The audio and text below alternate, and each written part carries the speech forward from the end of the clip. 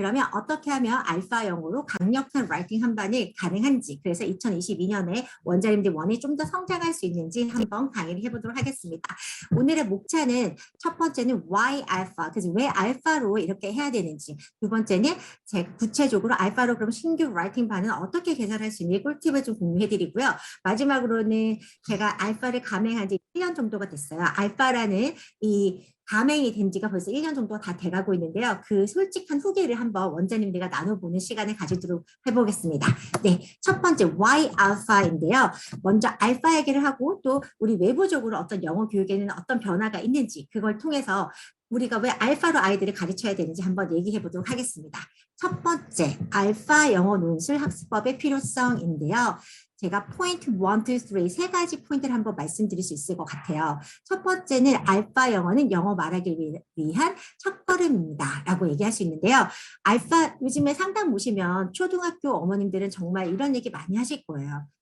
영어에 어쨌든 우리 아이가 하는 영어가 어땠으면 좋겠다. 우리 아이가 자유자재로 말하고 쓰고 표현할 수 있었으면 좋겠다. 그냥 기존에 저도 영어 많이 배웠고 했지만 지금 원어민과 만나서 대화도 잘 못하고 꿀먹은 벙어리고 해외여행 가서도 커뮤니케이션이 잘 안 되는데 우리 아이는 그런 아이가 아니라 잘 말하고 잘 표현하는 아이가 됐으면 좋겠다라는 니즈는 예나 지금은 훨씬 더 크게 있는 것 같아요. 그래서 우리 아이들이 과거에는 시험만 잘 보는 영어였다면 이제는 정말 시험뿐만 아니라 시험도 무시할 수는 없죠. 그렇죠? 시험뿐만 아니라 어떻게 표현할 수 있는 영어의 영역을 충분히 잡아가야 되는 그런 우리가 사명을 갖고 있는 게 우리 교육자의 입장인 것 같습니다. 그런데 알파 영어는 영어 말하기가 되는 첫걸음이라고 얘기해요.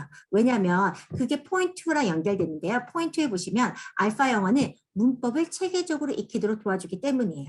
저희 알파 가족 우리 그 가명 여러분들은 다 아실 거예요. 제가 강의도 많이 했고 또 우리 이사님과 우리 가족들 다 이제 얘기를 할 텐데 저희가 말하는 문법은 그래머는 어떻게 정의하냐면 문장을 만드는 방법이라는 거예요. 문장을 만드는 방법. 제가 신입생들 만나면 이런 얘기를 하거든요. 자, 나는 사과를 먹는다라는 문장이 있어요. 그러면 저의 이름이 영어로 리즈나거든요. 그러면 리즈나 is an apple. 리즈나 is an apple. 이 문장이잖아요. 근데 이 문장을 한국말로 리즈나가 사과를 먹는다를 한번 섞어보면 리즈나가 먹는다 사과를 먹는다 리즈나가 이렇게 해도 하나도 어떻게 의미가 달라지지 않잖아요. 그렇죠? 달라지지 않습니다. 근데 영어는 한번 바꿔볼까요? An apple is Regina. 그럼 누가 누굴 먹는 거야? 사과가 리지나를 먹는 거예요. 그래서 영어에서는 이렇게 단어의 순서가 중요하고 이 단어의 순서, 어순을 익히는 것이 문법이고 문장을 만드는 방법을 알아야 그 문장을 만드는 방법을 알아야 된다는 거죠. 왜? 우리가 대화를 한다고 하면 커뮤니케이션, 의사소통을 한다고 하면 그 의사소통이 그냥 단어로 얘기하는 게 아니잖아요. 사과, 위즈나 이게 아니잖아요. 어떻게 해야 돼요? 위즈나가 사과를 먹는다라고 해야만 커뮤니케이션이 일어나는 거잖아요. 그러니까 아이들이 스피킹을 한다고 하면 그냥 대충 해서 원어민과 대화가 통하는 것 같이 들려. 그 대화를 우리가 원하는 게 아니죠. 우리가 원하는 영어는 뭐예요? 올바른 문장으로, 문법적으로 말이 되는 문장으로, 완벽한 문장으로 말하는 영어를 원하는 거잖아요. 그러면 그 문장을 만드는 방법이 문법을 체계적으로 익히는 게 너무나 필요한 거죠. 그 다음 포인트 3를 보시면 알파 영어는 단순한 문장 암기가 아니라는 게 포인트입니다. 암기가 아니라 원리 학습인 거예요. 그래서 보시면 제가 이 알파 우리 세븐이라 준비하면서 알파 교재를 한번 살펴봤거든요. 그래서 중간 정도 단계에 있는 알파 에세이 4단계에 있는 그 책을 쭉 풀 센텐스로 빈칸 쓰는 것도 있고 그냥 나열하는 것도 있는데 그런 거를 제외한 풀 센텐스로 문장을 쓰는 것들이 몇 문장이나 될까 한 달에 교재에 있는 것만 한번 찾아봤어요. 그랬더니 약 몇 문장일 것 같으세요, 원장님들? 저희가 한 달에 한 세트를 끝내거든요. 그것도 알파만 가르친 건 아니지만 근데 저도 깜짝 놀랐어요. 473문장이 나오더라고요. 473문장. 근데 473문장을 우리가 암기시킬 수 있나요? 한 달에 한 번? 그것도 초등학생을? 쉽지 않은 일이잖아요. 근데 아이들이 이게 쓸 수 있는 이유는 뭐예요? 그 원리를 알기 때문이라는 거죠. 그래서 알파는 문장을 만드는 방법에 대한 원리를 체화시키고 그것을 알게 되고 그 원리를 알게 되니까 문장을 암기하는 게 아니라 어떻게 자유자재로 표현해서 쓸 수 있다는 거죠. 그래서 기존의 회화 수업이라고 하면 어떤 패턴화된 문장을 갖다가 계속 반복해서 말하고 그냥 얘기를 하는 건데 그 문장을 쓸 상황이 아니면 절대로 말하지 못해요. 근데 저희 아이들은 문장을 만드는 방법을 배웠으니까 할 말이 있고 할 생각이 있으면 어떻게 뭘 할 수 있어요? 말할 수 있어요. 쓸 수 있고 말할 수 있게. 그렇게 되는 게 알파의 힘이라고 생각하시면 됩니다. 다시 한번 정리하자면 알파는 문장을 만드는 방법, 문법을 체계적으로 익히는데 그 방법이 뭐가 아니다? 암기가 아니다. 그래서 어떻게 말하기의 기본, 첫걸음이 되는 게 바로 알파라고 생각하시면 됩니다. 이렇게 알파의 강력한 힘이 있는데 요즘에 뭐 좀 전에 일찍 들어오신 분은 이사님과 제가 이제 담소를 나누는 모습 얘기를 살짝 들었을 텐데 저희 원도 그렇고 사실 본원이 되게 잘 돼요. 본원은 뭐 중3 만 50명 된다고 하시니까 그래서 진짜 중학생들도 근데 알파를 몇 년 전부터 가르치기 시작하시더라고요. 근데 저희는 예전에 중학생한테는 사실 알파를 건드리지 못했었거든요. 근데 요즘에 저희도 중학생들한테 알파를 이렇게 가르치기 시작하면 성장이 더 많이 일어나고 있어요. 근데 왜 이게 그럴까 하고 한번 저희 외부적인 영어 교육에는 어떤 트렌드가 변화가 있을까라고 봤을 때 첫 번째, 학교 초등 영어 수업에 획기적인 변화가 일어나고 있어요.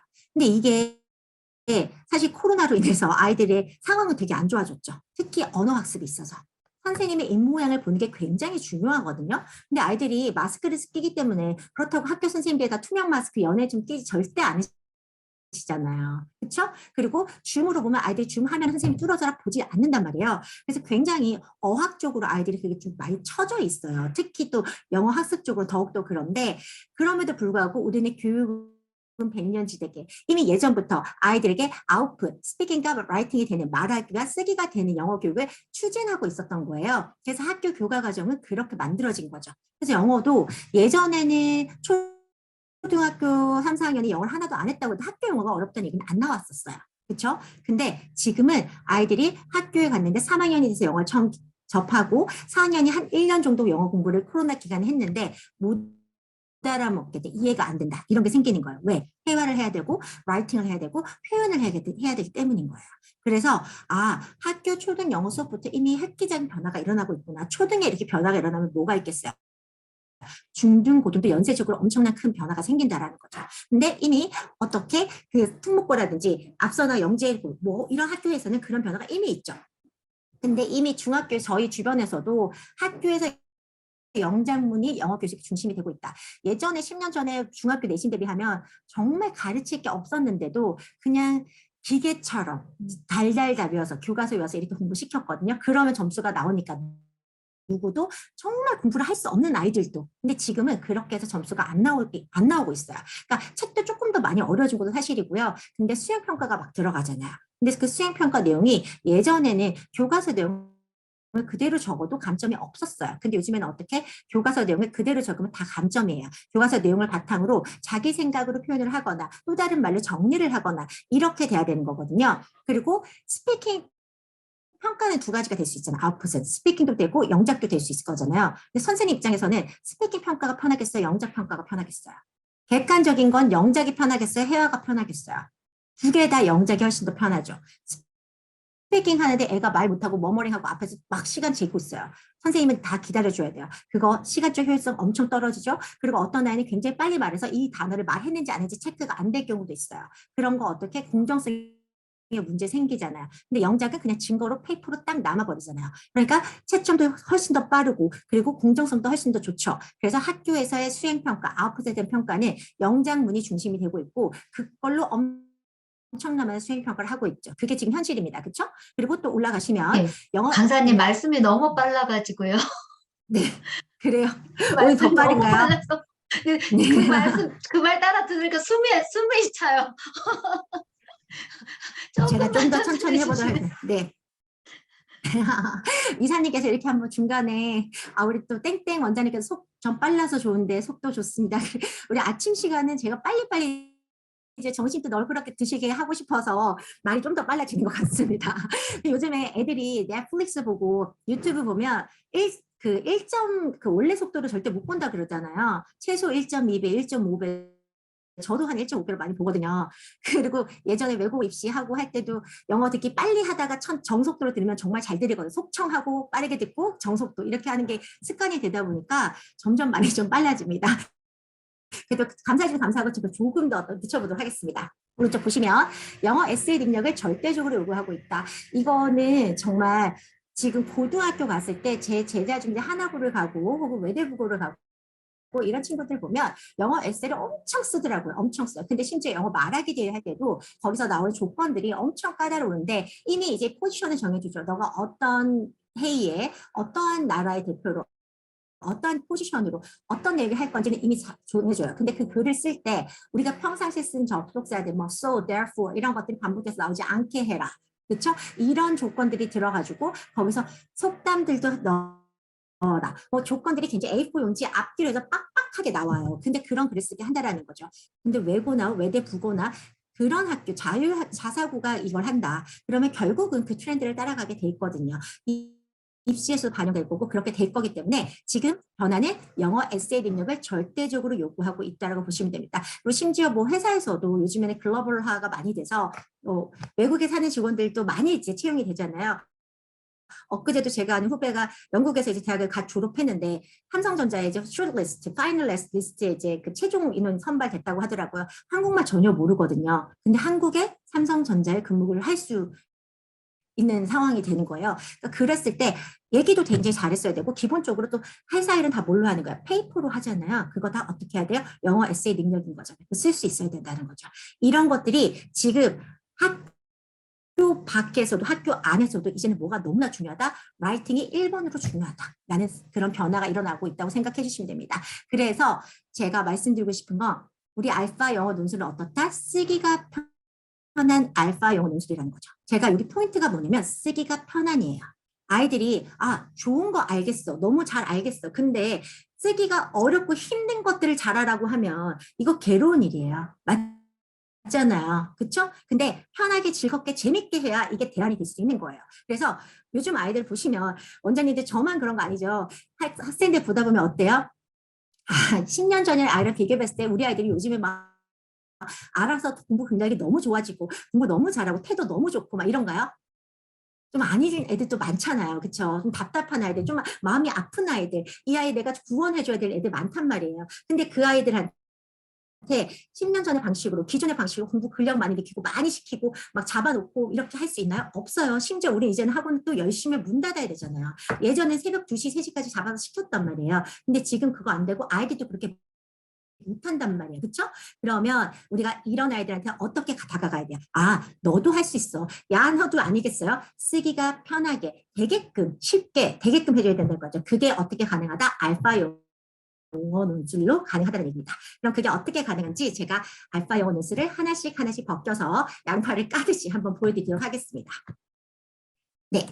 자, why 알파 영어 논술은 가능한가? 알파는 두 가지 학습법이 있습니다. 첫 번째는 전치사 뉘앙스 학습법이고요. 또 하나는 연결고리 학습법입니다. 이걸 두 가지 기억하셔야 돼요. 첫 번째는 전치사 뉘앙스 학습법, 두 번째는 연결고리 학습법. 그 첫 번째 전치사 뉘앙스 학습법은 뭐냐면 저희가 파닉스가 끝난 다음 들어가는 게 전치사 뉘앙스라는 그 교재고 그 수업인데요. 여기 보시면 on이라는 전치사를 저희가 어떻게 가르치고 있냐면 여기 제가 뭐라 쓰여졌죠? 붙어있는 느낌. 그리고 기호로 이렇게 사인으로 딱 붙어있는 느낌을 되어 있어요. 그래서 전치사 뉘앙스라는 건 우리가 기존의 전치사를 우리가 어떻게 가르쳤어요?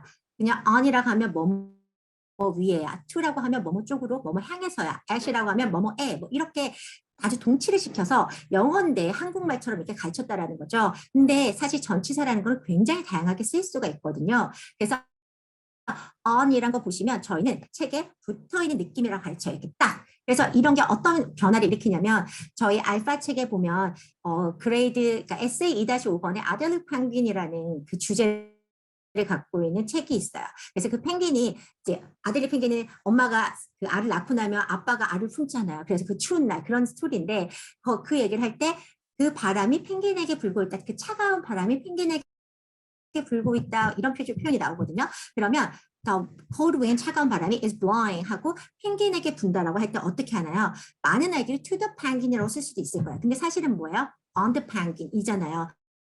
그러면 우리가 기존에 배웠던 공부 방식은 blow on이라는 수거를 외웠어야 됐어요. 근데 우리는 그렇게 하지 않아요. 왜냐면 자 아이들이 제가 on이라는 걸 어떻게 한다고 했어요? 붙어있는 느낌이라고 그랬죠. 그러면 the wind, 바람이 불어요. 그럼 우리가 느낄 수 있어요, 없어요? 느낄 수 있어요, 없어요? 느낄 수 있잖아요. 그러니까 그냥 이동해서 가는 게 아니라 내가 보는 것이 아니라 느낄 수 딱 붙는 느낌, 바람이 나한테 와서 붙는 거예요. 그러니까 어떻게? The wind is blowing on the penguin. 이런 것들이 아이들이 당연히 이해가 되는 거예요. 그래서 우리 아이들은 blow on이라고 외우지 않지만 어떻게 이 표현이 blow on이 맞구나라고 생각할 수 있는 거죠. 언어의 확장이 일어나고 영어의 뉘앙스를 기억하게 되는 방법인 거야. 자, to라고 생각하면 이동의 느낌인 거예요. 그래서 제가 이 전치사를 옛날부터 10년 전에도 가르쳤고 지금도 가르치지만 제가 이게 너무 대단하고 좀 요즘에 정말 이 책을 잘 가르치고 있구나라고 생각을 하는 이유가 뭐냐면 저희 교재에 이런 게 나오거든요. Slow and Steady. 그래서 토끼와 거북이 이야기입니다. 그럼 토끼와 거북이 이야기인데 그 토끼가 산으로 걸어가고 있다라는 문장이 있어요. 그러면 the rabbit is walking 하고 산으로라는 표현이 나와요. 그럼 산으로 어떻게 써야 될까? 저는 당연히 아이들이 항상 to the mountain을 써왔기 때문에 to the mountain을 썼었는데 저희 학원에서 안 배우다가 중간에 이렇게 오는 학생들, 신입생들 있잖아요. 근데 그 학생들이 상당수가 산으로 라는 표현을 보면서 거기다 영작을 mountain 하나만 쓰더라고요. 혹은 제가 그 앞에다가 더나 어나 더를 붙여야 된다고 설명했기 때문에 the mountain이라고 쓰는 친구도 있고 근데 to를 쓸 줄 모르더라고요. 근데 저희는 이 알파에서는 이걸 세트로 그냥 딱 가르쳐요. 그래서 이동하는 느낌이 있기 때문에 붙여서 가야 돼요. 어떻게? to the mountain 이렇게 쓰게끔. 그리고 at이라고 보면 at은 제가 어떻게 설명이 돼 있나요? 초점을 맞추어 집중하는 느낌이 되잖아요. 초점을 맞춰 집중하는 느낌. 그래서 to랑 at이랑 우리가 차이를 얘기할 때 나는 너한테 공을 던진다라고 했을 때 I throw a ball to you라고 합니다. 그럼 to는 뭐야? 그냥 이동하는 거예요. 내가 갖고 있던 공이 너한테 이동하는 거야. 그럼 너는 잘 캐치하면 되는 그런 이동의 의미죠. 근데 I throw a ball at you라고 하면 at은 너한테 딱 맞추겠다는 느낌. 그래서 한국말로 표현하자면 똑같이 내가 너한테 공을 던진다라는 표현이겠지만 뉘앙스 차이적으로는 to는 그냥 너한테 전달해준 느낌. at은 어떻게 너를 때리겠다는, 공으로 맞추겠다는 느낌. 이게 정확하게 드러난다는 거죠. 근데 이런 전치사의 뉘앙스를 아는 아이들이 쓰는 글과 이걸 모르고 그냥 한국식으로 그냥 동치로 의미를 알았던 아이들과 그 차이는 엄청나게 벌어진다는 거죠. 근데 저희는 이거를 파닉스가 끝나자마자 배우게 한다는 거죠. 그리고 마찬가지로 나중에 우리가 중고등부 되면 막 전치사와 포함된 많은 구문들을 암기시켰었잖아요. 근데 그럴 필요가 좀 없어지는 거죠. 예를 들어서 웃다는 영어로 뭐예요? 뭐 smile, 미소 짓다 있죠. laugh라는 표현 있죠. laugh. 그러면 laugh인데 laugh at이라고 하면 제가 아이들 보면서 이렇게 웃거든요. 딱 보면서 자 아이들 찍고 눈을 딱 바라보면서 하하하하하하 막 이렇게 웃어요. 그러면 굉장히 부담스럽죠. 제가 그냥 있는 눈도 애들 좀 무섭다고 하는데 걔를 보면서 한 10초 웃어주면 애들이 다 너무 부담스러워합니다. 그러면서 기분이 어때? 라고 제가 물어봅니다. 그러면 애들이 눈치를 보면서 욕은 못하겠고 선생님이니까 그쵸? 그러니까 좋진 않은 것 같습니다. 막 그래 좋진 않은 것 같습니다. 그렇지, 그지? 그래서 at라고 하면 어떻게 너한테 딱 맞춰서 내가 웃는 거야. 이렇게 웃는 건 뭐야? 그냥 좋아서 웃는 게 아니라 비웃는 거야. 다른 친구가 너한테 이렇게 웃으면 선생님한테 얘기해야 돼. 알았어? 몰랐어? 알았지? 그래서 laugh at 하는 뜻이 뭐라고? 비웃다. 이렇게 설명하잖아요. 애들요. 우리 비웃다는 표현 laugh at으로 외우면 절대 기억 못하거든요. 근데 이렇게 설명하면 한 번에 비웃다는 확실히 기억합니다. 어떤 방식이 있기 때문에 우리야 전치사 뉘앙스 학습법을 공부하기 때문인 거예요. 그래서 우리 전치사 뉘앙스 학습법에 관한 자세한 방법들은 또 다시 뒤에 교재를 보고 설명해 드릴 거고요. 이게 바로 첫 번째 탁월한 알파 영어 논술의 학습법입니다. 두 번째는 연결고리 학습법인데요. 우리 많은 문장을 만들어야 되잖아요. 근데 어쨌든 기본을 만들고 거기다 살을 붙여가는 게 가장 좋은 방법이에요. 그래서 우리 알파에서는 그 원리를 알고 기본 문장, 주동대. 저희는 아이들이 그냥 학원에 오면 수업 시작할 때 부르는 노래가 이거예요. 주동대. 그쵸?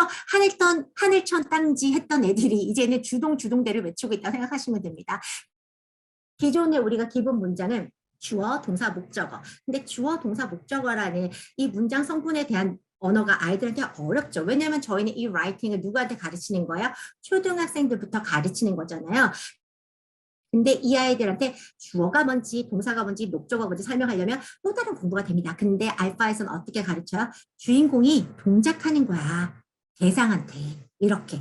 다른 부가적인 설명할 필요 있어요? 없어요? 없어요. 그래서 자 문장은 있잖아. 주인공이 하는 거야. 누구한테? 주인공이 하는 거야. 이렇게 설명하는 거예요. 그럼 기본 문장이 만들어지잖아요. 그러면 이런 짧은 문장만 만들 수 없잖아요. 어떻게 우리 아이들이 더 풍성하고 더 길고 더 화려한 문장을 쓸 수 있어야 되잖아요. 그럴 때는 어떻게 기본 문장 잘 만들어주고 플러스 뭐만 해주면 돼? 연결고리로 연결해주면 돼. 다른 얘기를. 어떻게 아까 배웠던 우리 전치사 뉘앙스를 어떻게 mountain, on the road 이런 전치사, 명사가 나오면 전치사로 연결해 줄 거고 동작이 또 나와? 우리가 앞에 주인공 동작에서 동작이 있었는데 동작이 또 나와? 그때는 뭘로 연결해? to로 연결해. 그리고 문장이 또 나와? 그때는 뭘로 연결해? that으로 연결해. 이렇게 하는 거예요. 그러면 이 정도 문장만 써도 아이들이 A4 용지 한 장 정도는 아주 술술술술 써내려가는 영작의 스킬이 되는데 그 문장들이 어떻다? 오류가 거의 없다라는 거예요. 그게 포인트예요. 그리고 비동사와 일반 동사 구분은 어떻게 한다? 움직임이 없을 땐 비동사 혹은 동작이 없을 땐 비동사 이렇게 설명합니다. 왜? 나는 행복하다라고 해요. 나는 행복하다라고 했어요. 그러면 우리가 책에서 보면 나는 써 있고 행복하다 써 있는 거예요. 그럼 나는 주인공 누구? I. 행복한, happy. 그리고 동작 없네? 안 보여. 그러면 그때 뭘 쓴다? 비동작. 그래서 저희 유명한 또 송량지 원장님께서 이런 노래 만드셨잖아요. 동작이 없을 땐 비동사, MREs 이렇게 했잖아요. 그러니까 어떻게? 그럴 때는 I, happy 사이에 I니까 뭘 써준 거야? am. I am happy. 그래서 아이들이 동작이 없을 때 비동작을 쓰게. 이렇게 만들어져서 일반 동사와 비동사 구분까지도 정확하게 되는 거죠. 이러한 방식으로 알파는 아주 기본 원리, 첫 번째 뭐예요? 언어적인 영어를 언어적으로 받을 수 있는 전치사 뉘앙스 학습법인 학습법 하나, 또 하나는 기본 문장을 만들고 거기에 연결고리 연결해서 문장을 확장시키는 연결고리 학습법, 이 두 가지로 만들어진 원리라고 생각하시면 됩니다.